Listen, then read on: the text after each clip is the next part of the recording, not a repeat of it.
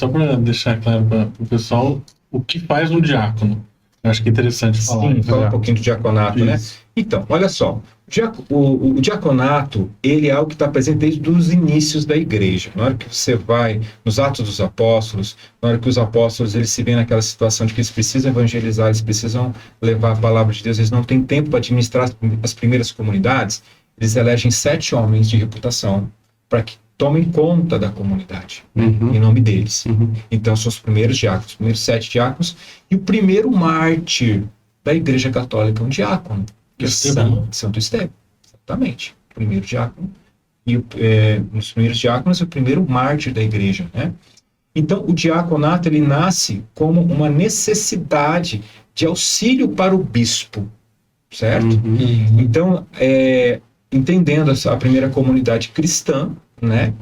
O bispo é aquele que celebra a Eucaristia, o episcopo é aquele que celebra a Eucaristia, que governa uma igreja local, né?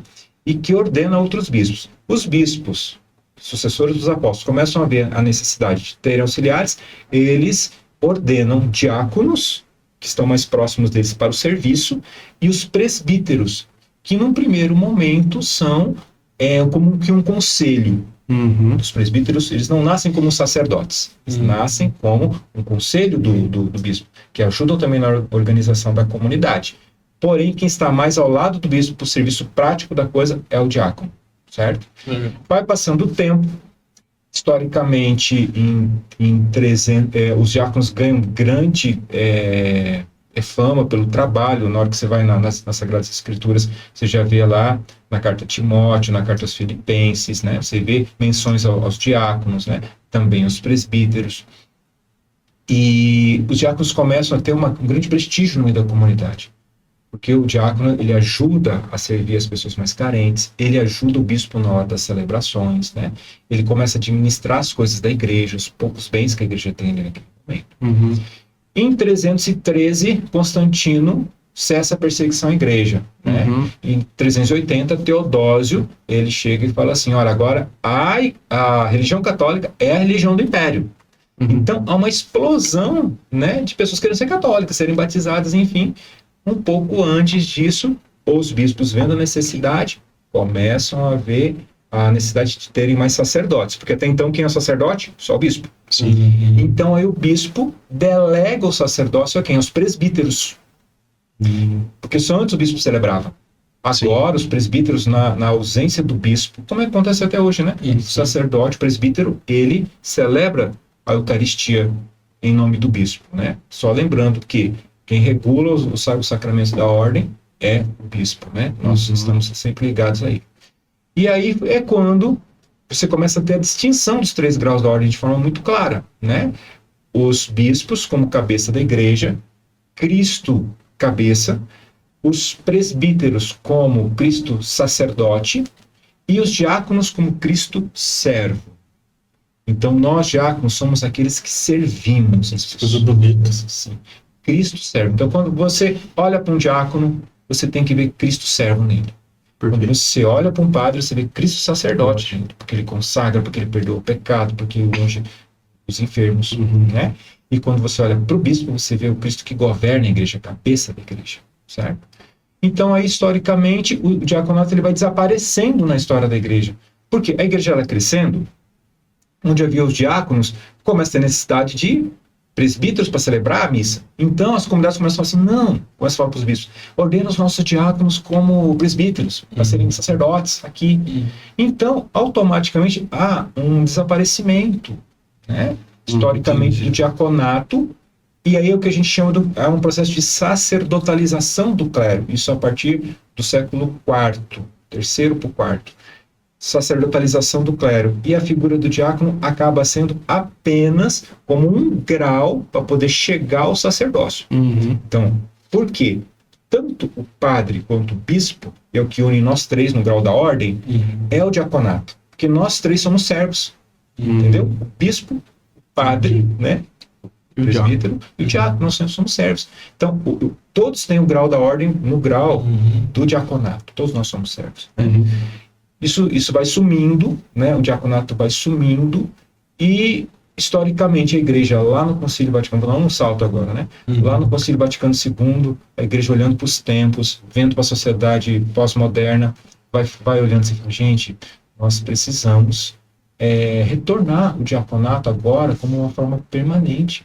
Já existiam homens que já de alguma forma serviam a igreja como ministros da Eucaristia, como pessoas que ajudavam no altar, como pessoas que ajudavam os pobres, mas que não eram ordenados, mas praticamente já eram diáconos. Né? Então o que a igreja enxerga? Puxa vida, podemos restaurar o grau da ordem, o grau do diaconato agora como permanente. Por que é permanente? Porque nós não podemos ascender ao sacerdócio, porque somos homens casados. Na igreja latina, para você ser sacerdote, né, você precisa jurar celibato. Sim. Né?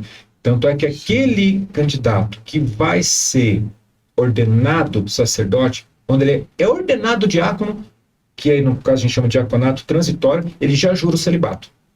Nós, como somos homens casados, nós não juramos o celibato. Né? Apesar de que temos diáconos também celibatários. Diáconos permanentes celibatários. Então, veja só. Mas existe uma renúncia de se transformar sacerdote?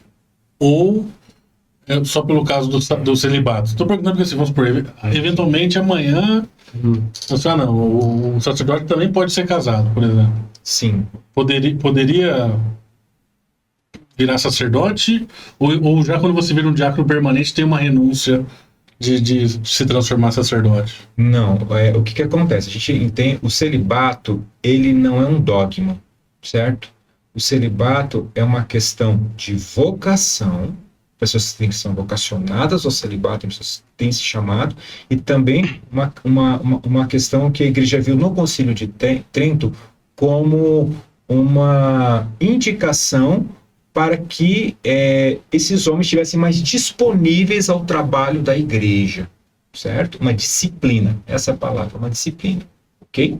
Então não é um dogma. Isso qualquer hora a igreja pode evocar. Claro, existem questões teológicas, isso dá um podcast de 3 horas, é lógico, só para falar sobre isso. Esse é um assunto bem complexo. Então, olha só. Aí, e tem muita mentira em volta disso aí, eu acho. Eles falam que padre tinha filho, e a igreja gastava dinheiro com os filhos. Mas enfim, isso é um assunto muito complexo. É legal, né? Um dia trazer um sacerdote, Sim. até o bispo para poder conversar sobre isso. Mas, claro, o que acontece? Respondendo a tua pergunta, por questão de disciplina e de ministério, o que a igreja ela enxerga? Um diácono permanente, por exemplo. Eu sou um homem casado que tenho profissão, tá? Eu, como homem ordenado, eu sou um limite, os homens ordenados no grau de diácono permanente, é o limite entre o sagrado e o profano.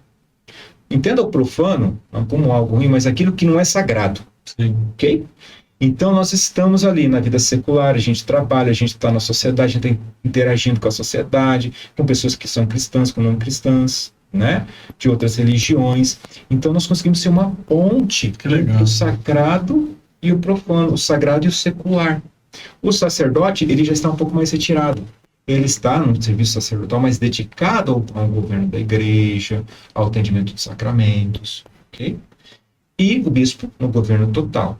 Respondendo a tua pergunta, na igreja latina, aquele que recebe o grau do diaconato, se ele é um homem casado, enquanto ele tiver uma esposa, ele continua como diácono, ele não pode ascender a um grau superior, que é o grau do presbiterato, ao grau do sacerdócio. Okay? Se minha esposa morrer, entende? Eu não posso me casar novamente. Começa por aí. E aí posso fazer um discernimento junto à igreja se de repente Deus me chama ao sacerdócio. Como eu já fui ordenado diácono, já sou diácono, se Deus me chama ao sacerdócio, o que o bispo faz? Ordena aquele que outrora foi diácono permanente, que agora é viúvo, ao sacerdócio. Dom Orani tem peça lá no Rio de Janeiro, ordenou agora há pouco 4 viúvos, que eram diáconos permanentes, que agora são sacerdotes na igreja. Entendeu? Legal. Então é algo próprio, né? Então, o que o diácono faz na igreja, né? Ele tem um tríplice mundus, uma tríplice missão. Uma missão na liturgia, Ele está sempre ajudando, auxiliando o sacerdote, especialmente o bispo, né? Você pode ver numa celebração eucarística solene, quem senta ao lado do bispo são os diáconos, porque eles são ordenados para isso, para o serviço do bispo, E nós somos ordenados para a missão da caridade, ajudar os mais pobres, aqueles que mais precisam, tá? E somos ordenados para o serviço da palavra, para a pregação da palavra.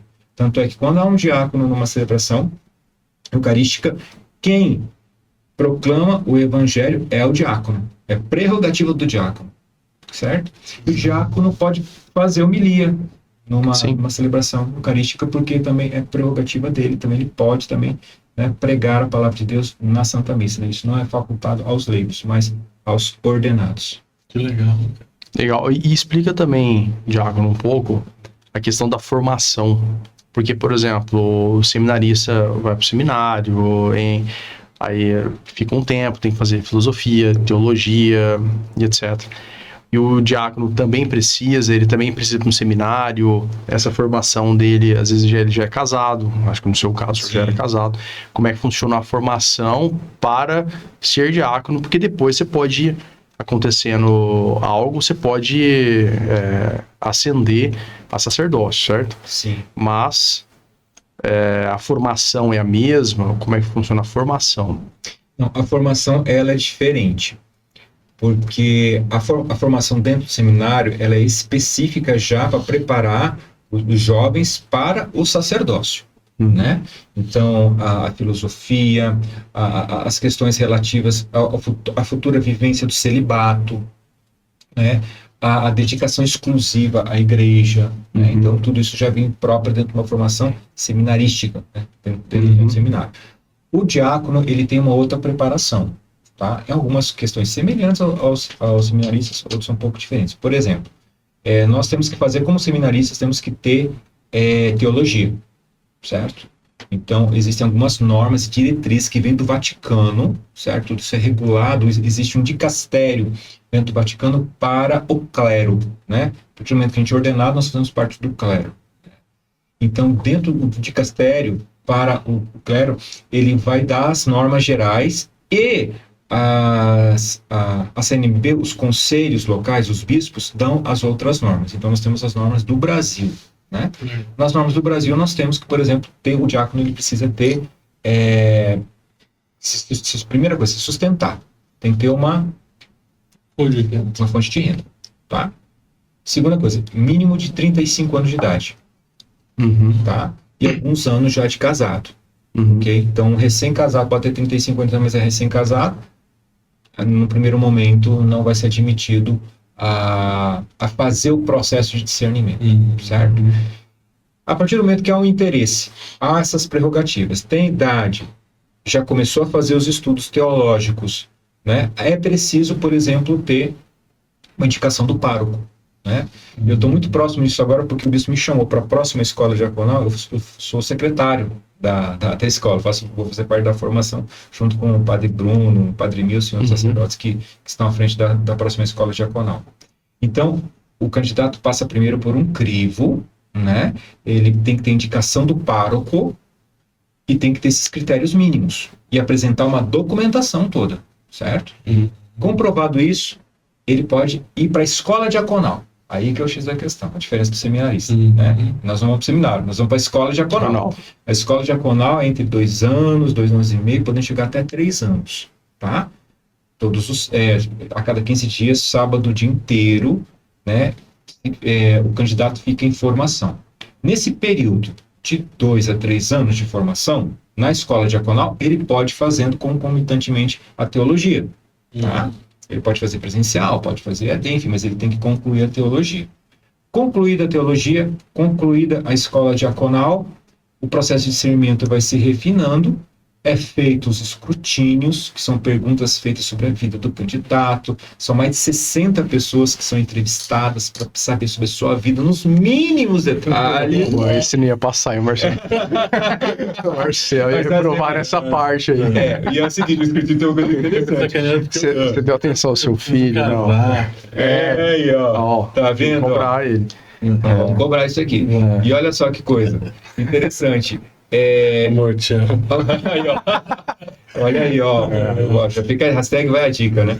Aí vai de. E aí, o que acontece? Nesse sentido, o candidato ele vai fazendo o discernimento, chega lá na frente, tem os escrutínios, algumas pessoas a gente indica pro escrutínio, e outras é a própria igreja, que você não sabe para quem que vai. Bom, é um questionário com mais de 60 perguntas sobre sua vida, tá? Então você tem que escrever, para você poder passar naquele crivo, o Conselho de Presbíteros analisar e ver se realmente você está apto Que legal, né? a começar a fazer um processo para poder... Esse escrutínio tem com sacerdote também, eu tô errado. Sim. Porque eu lembro que uma vez o padre Pedro me enviou uns...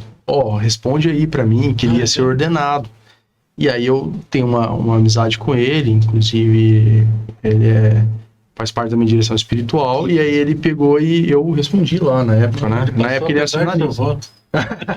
Esse escrutínio é o mesmo. Entendi. É o mesmo. Legal. Né? São muitas perguntas acerca da sua vida pessoal que você tem que escrever, e alguns a gente sabe, outros a igreja envia, né? Mas para quem vai a gente não sabe. Uhum. Isso é recolhido, né, de forma muito sigilosa, feita uma análise criteriosa pelo Conselho de Presbíteros, até vir uma resposta para você, né? Você vai ou não começar a receber, antes de você ser ordenado, você recebe as ordens menores. Uhum. Aí você vai recebendo o leitorato, acolitato, primeiro ser admitido, o leitorato, acolitato, até você ser ordenado, né? Uhum. Então tem todo um processo que a igreja tenta fazer com o diácono, assim como faz com o seminarista, com o jovem, para poder refinar esse discernimento, né? E para lá na frente, né, chega e fala assim, não, muito bem, nós vamos ordenar você como um diácono da igreja católica, né? Uhum. Então o processo é mais ou menos esse.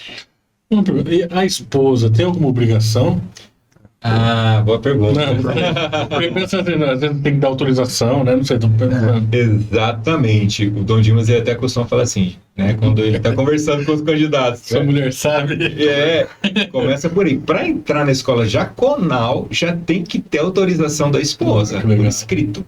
E antes da ordenação, a esposa tem que escrever uma carta do próprio punho, dizendo ao bispo que ela permite a ordenação do marido. Se a esposa não permitir, não há ordenação. Olha o empoderamento aí, tá vendo? Tá vendo? Isso é feminino. Isso é empoderamento feminino, é verdade. Exatamente.